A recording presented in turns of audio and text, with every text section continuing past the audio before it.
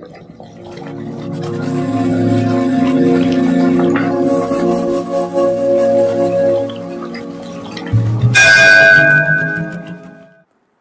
हर महादेव। महाशिव पुराण कथा की सीरीज में आपका स्वागत है। महाशिव पुराण कथा को 7 संहिता और 11 खंडों में विभाजित किया गया है, जिन्हें हम आपको अलग अलग एपिसोड में सुनाएंगे। पिछले एपिसोड में आपने विद्येश्वर संहिता का 12वां अध्याय सुना। इस एपिसोड में सुनेंगे 13वां अध्याय। सदाचार, शौचाचार, स्नान, भस्म धारण, संध्या वंदन, प्रणव जप, गायत्री जप, दान, न्यायतः धनोपार्जन तथा अग्निहोत्र आदि की विधि एवं महिमा का वर्णन। ऋषियों ने कहा, सूत जी, अब आप शीघ्र ही हमें वह सदाचार सुनाइए जिससे विद्वान पुरुष पुण्य लोकों पर विजय पाता है। स्वर्ग प्रदान करने वाले धर्ममय आचार तथा नरक का कष्ट देने वाले अधर्ममय आचारों का भी वर्णन कीजिए।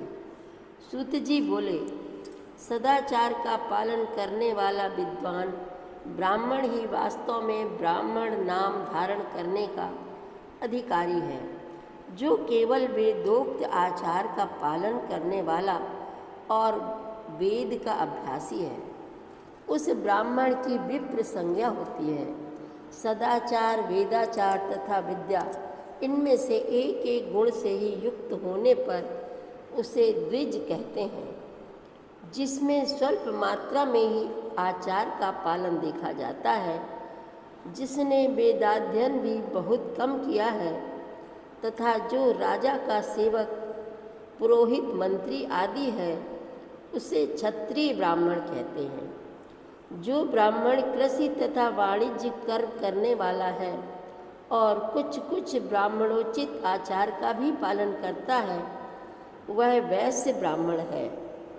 तथा जो स्वयं ही खेत जोतता, हल चलाता है, उसे शूद्र ब्राह्मण कहा गया है।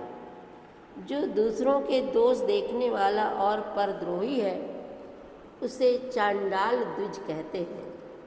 इसी तरह क्षत्रियों में भी जो पृथ्वी का पालन करता है, वह राजा है। दूसरे लोग राजत्वहीन क्षत्रिय माने गए हैं। वैश्यों में भी जो धान्य आदि वस्तुओं का क्रय विक्रय करता है, वह वैश्य कहलाता है। दूसरों को वणिक कहते हैं। जो ब्राह्मणों, क्षत्रियों तथा वैश्यों की सेवा में लगा रहता है, वही वास्तव में शूद्र कहलाता है। जो शूद्र हल जोतने का काम करता है, उसे ब्रसल समझना चाहिए। सेवा, शिल्प और कर्षण से भिन्न वृत्ति का आश्रय लेने वाले शूद्र दस्यु कहलाते हैं। इन सभी वर्णों के मनुष्यों को चाहिए कि वे ब्राह्म मुहूर्त में उठकर पूर्वाभिमुख हो सबसे पहले देवताओं का, फिर धर्म का, अर्थ का, उसकी प्राप्ति के लिए उठाए जाने वाले क्लेशों का तथा आय और व्यय का भी चिंतन करें। रात के पिछले पहर को पूषा काल जानना चाहिए। उस अंतिम पहर का जो आधा या मध्य भाग है, उसे संधि कहते हैं। उस संधि काल में उठकर द्विज को मल मूत्र आदि का त्याग करना चाहिए। जिस किसी वृक्ष के पत्ते से अथवा उसके पतले काष्ठ से जल के बाहर दत्वन करना चाहिए, उस समय तर्जनी अंगुली का उपयोग न करें। यह दंत शुद्धि का विधान बताया गया है। तदनंतर जल संबंधी देवताओं को नमस्कार करके मंत्र पाठ करते हुए जलाशय में स्नान करें। यदि कंठ तक या कमर तक पानी में खड़े होने की शक्ति ना हो, तो घुटने तक जल में खड़ा हो अपने ऊपर जल छिड़क कर मंत्रोच्चारण पूर्वक स्नान कार्य संपन्न करें। विद्वान पुरुष को चाहिए कि वहाँ तीर्थ जल से देवता आदि का स्नानांग तर्पण भी करें। इसके बाद धौत वस्त्र लेकर 5 कच्छ करके उसे धारण करें। साथ ही कोई उत्तरीय भी धारण कर ले, क्योंकि संध्या वंदन आदि सभी कर्मों में उसकी आवश्यकता होती है। नदी आदि तीर्थों में स्नान करने पर स्नान संबंधी उतारे हुए वस्त्रों को वहाँ न धोए। स्नान के पश्चात विद्वान पुरुष भीगे हुए उस वस्त्र को बावड़ी में, कुएं के पास अथवा घर आदि में ले जाएं और वहाँ पत्थर पर, लकड़ी आदि पर, जल में या स्थल में अच्छी तरह धोकर उस वस्त्र को निचोड़ें। द्विजो, वस्त्र को निचोड़ने से जो जल गिरता है वह एक श्रेणी के पितरों की तृप्ति के लिए होता है। इसके बाद जाबाली उपनिषद में बताए गए मंत्र से भस्म लेकर उसके द्वारा त्रिपुंड लगाए। इस विधि का पालन न किया जाए, इसके पूर्व ही यदि जल में भस्म गिर जाए तो गिराने वाला नरक में जाता है। आपो ही स्था इत्यादि मंत्र से पाप शांति के लिए सिर पर जल छिड़कें तथा यस्य क्षयाय इस मंत्र को पढ़कर पैर पर जल छिड़कें। इसे संधि प्रोक्षण कहते हैं। आपोहिष्ठा इत्यादि मंत्र में 3 ऋचाएँ हैं और प्रत्येक ऋचा में गायत्री छंद के 3-3 चरण हैं। इनमें से प्रथम ऋचा के 3 चरणों का पाठ करते हुए क्रमशः पैर, मस्तक और हृदय में जल छिड़कें। दूसरी ऋचा के 3 चरणों को पढ़कर क्रमशः मस्तक, हृदय और पैर में जल छिड़कें तथा तीसरी ऋचा के 3 चरणों का पाठ करते हुए क्रमशः हृदय, पैर और मस्तक का जल से प्रोक्षण करें। इसे विद्वान पुरुष मंत्र स्नान मानते हैं। किसी अपवित्र वस्तु से किंचित स्पर्श हो जाने पर, अपना स्वास्थ्य ठीक न रहने पर, राजा और राष्ट्र पर भय उपस्थित होने पर तथा यात्रा काल में जल की उपलब्धि न होने की व्यवस्था आ जाने पर मंत्र स्नान करना चाहिए। प्रातःकाल सूर्यश्च मां मन्युश्च इत्यादि सूर्यानुवाक से तथा सायंकाल अग्निश्च मां मन्युश्च इत्यादि अग्नि संबंधी अनुवाक से जल का आचमन करके पुनः जल से अपने अंगों का प्रोक्षण करें। मध्याह्न काल में भी आपः पुनन्तु इस मंत्र से आचमन करके पूर्ववत प्रोक्षण या मार्जन करना चाहिए। प्रातः काल की संध्योपासना में गायत्री मंत्र का जप करके 3 बार ऊपर की ओर सूर्य देव को अर्घ्य देने चाहिए। ब्राह्मणों, मध्याह्न काल में गायत्री मंत्र के उच्चारण पूर्वक सूर्य को एक ही अर्घ्य देना चाहिए। फिर सायंकाल आने पर पश्चिम की ओर मुख करके बैठ जाएं और पृथ्वी पर ही सूर्य के लिए अर्घ्य दें, ऊपर की ओर नहीं। प्रातःकाल और मध्याह्न के समय अंजलि में अर्घ्य जल लेकर अंगुलियों की ओर से सूर्य देव के लिए अर्घ्य दें। फिर अंगुलियों के छिद्र से ढलते हुए सूर्य को देखें तथा उनके लिए स्वतः प्रदक्षिणा करके शुद्ध आचमन करें। सायंकाल में सूर्यास्त से 2 घड़ी पहले की हुई संध्या निष्फल होती है, क्योंकि वह सायं संध्या का समय नहीं है। ठीक समय पर संध्या करनी चाहिए, ऐसी शास्त्र की आज्ञा है। यदि संध्योपासना किए बिना दिन बीत जाए तो प्रत्येक समय के लिए क्रमशः प्रायश्चित करना चाहिए। यदि एक दिन बीते तो प्रत्येक बीते हुए संध्या काल के लिए नित्य नियम के अतिरिक्त 100 गायत्री मंत्र का अधिक जप करें। यदि नित्य कर्म के लुप्त हुए 10 दिन से अधिक बीत जाएं, तो उसके प्रायश्चित रूप से 1 लाख गायत्री का जप करना चाहिए। यदि 1 मास तक नित्य कर्म छूट जाए तो पुनः अपना उपनयन संस्कार कराएं। अर्थ सिद्धि के लिए ईश, गौरी, कार्तिकेय, विष्णु, ब्रह्मा, चंद्रमा और यम का तथा ऐसे ही अन्य देवताओं का भी शुद्ध जल से तर्पण करें। फिर तर्पण कर्म को ब्रह्मार्पण करके शुद्ध आचमन करें। तीर्थ के दक्षिण प्रशस्त मठ में, मंत्रालय में, देवालय में, घर में अथवा अन्य किसी नियत स्थान में आसन पर स्थिरता पूर्वक बैठकर विद्वान पुरुष अपनी बुद्धि को स्थिर करे और संपूर्ण देवताओं को नमस्कार करके पहले प्रणव का जप करके पश्चात गायत्री मंत्र की आवृत्ति करे। प्रणव के आ, उ और मा, इन तीनों अक्षरों से जीव और ब्रह्म की एकता का प्रतिपादन होता है। इस बात को जानकर प्रणव ओम का जप करना चाहिए। जप काल में यह भावना करनी चाहिए कि हम तीनों लोकों की सृष्टि करने वाले ब्रह्मा, पालन करने वाले विष्णु तथा संहार करने वाले रुद्र की, जो स्वयं प्रकाश चिन्मय है, उपासना करते हैं। यह ब्रह्म स्वरूप ओंकार हमारी कर्मेंद्रियों और ज्ञानेंद्रियों की वृत्तियों को, मन की वृत्तियों को तथा बुद्धि वृत्तियों को सदा भोग और मोक्ष प्रदान करने वाले धर्म एवं ज्ञान की ओर प्रेरित करें। प्रणव के इस अर्थ का बुद्धि के द्वारा चिंतन करता हुआ जो इसका जप करता है वह निश्चय ही ब्रह्म को प्राप्त कर लेता है, अथवा अर्थानुसंधान के बिना भी प्रणव का नित्य जप करना चाहिए।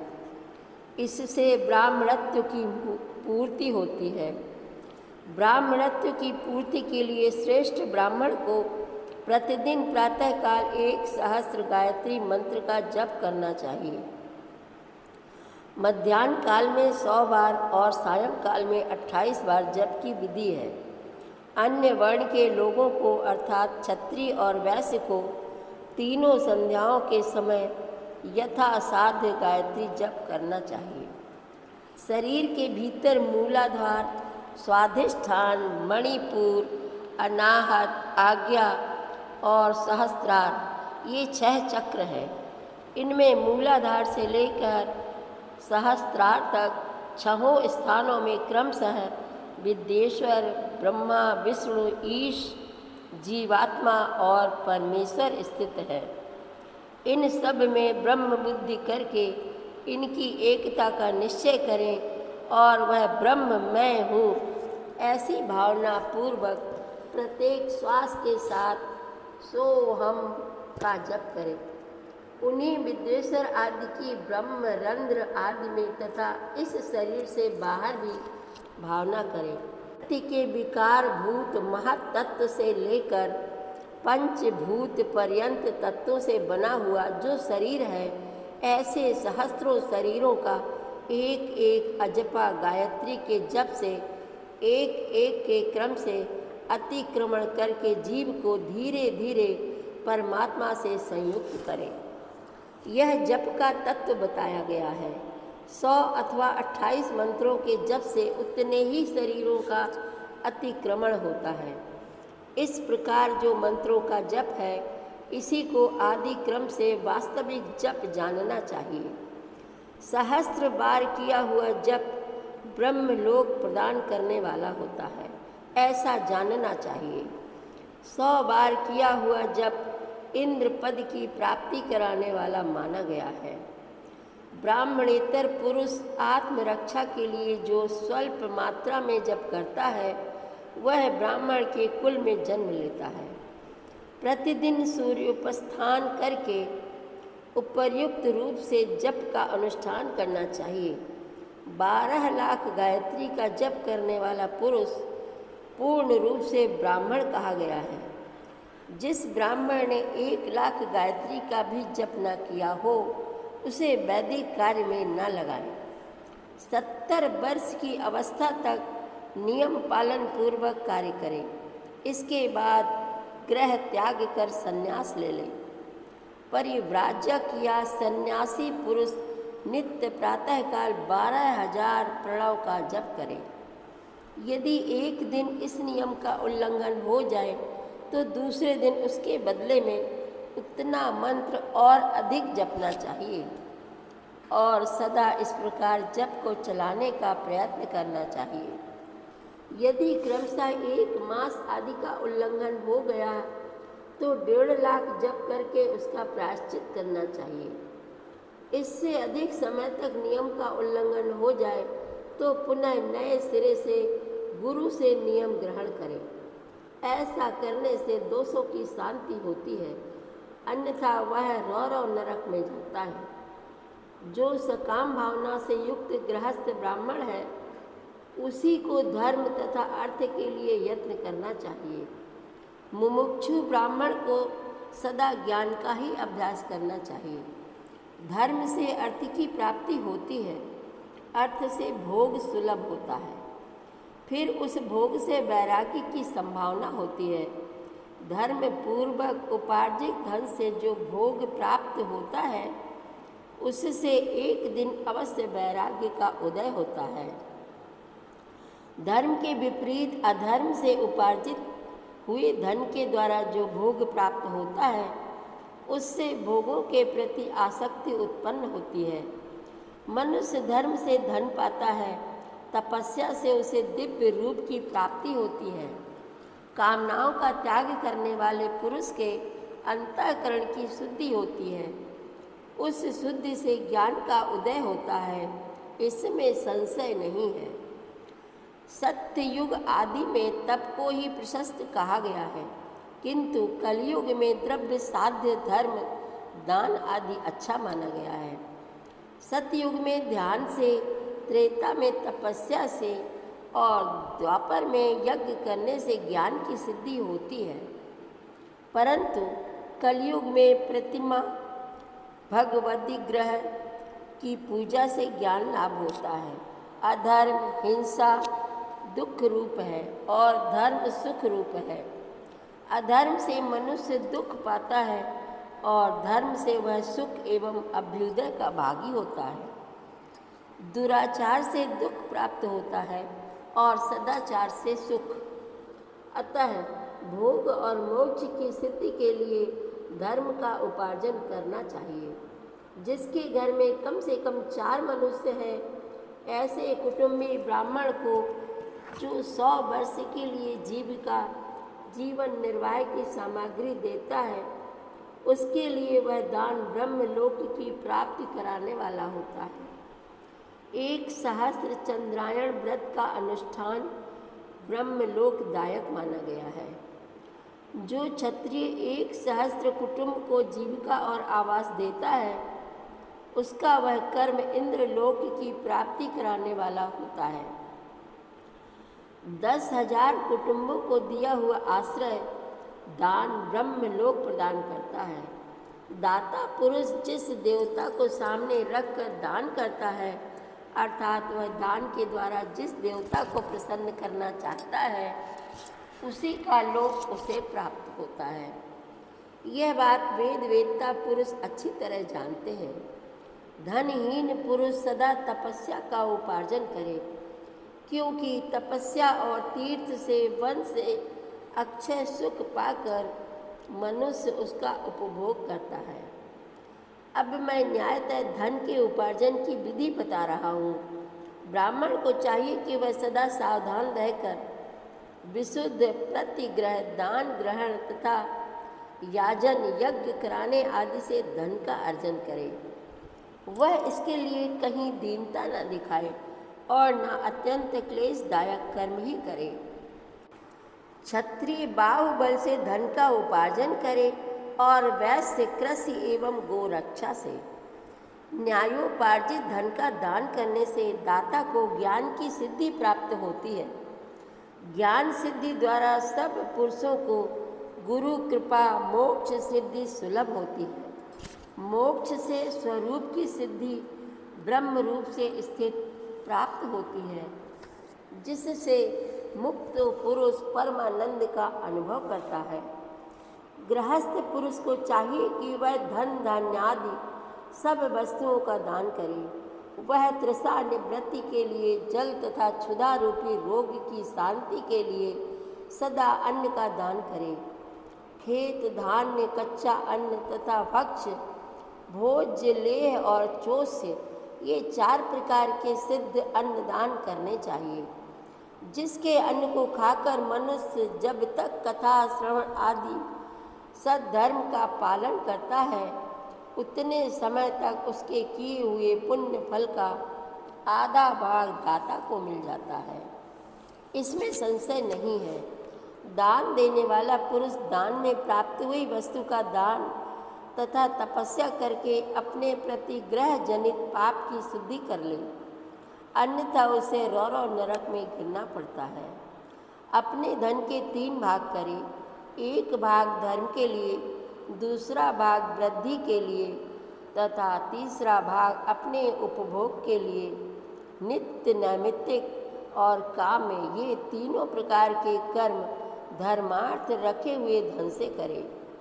साधक को चाहिए कि वह वृद्धि के लिए रखे हुए धन से ऐसा व्यापार करे जिससे उस धन की वृद्धि हो तथा उपभोग के लिए रक्षित धन से हितकारक परिमित एवं पवित्र भोग भोगे।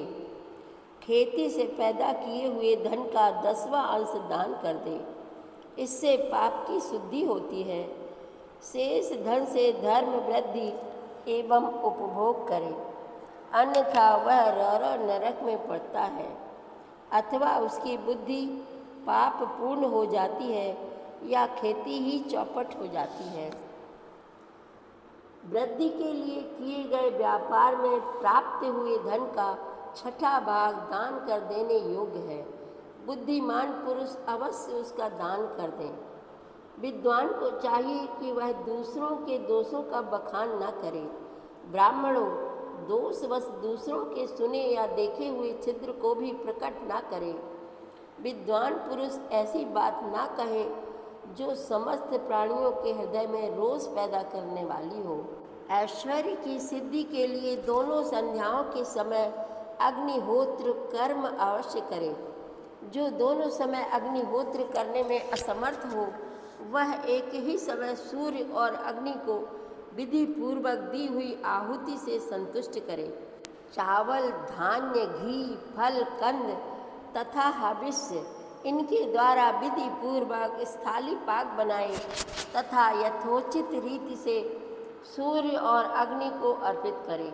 यदि हविष्य का अभाव हो तो प्रधान होम मात्र करे।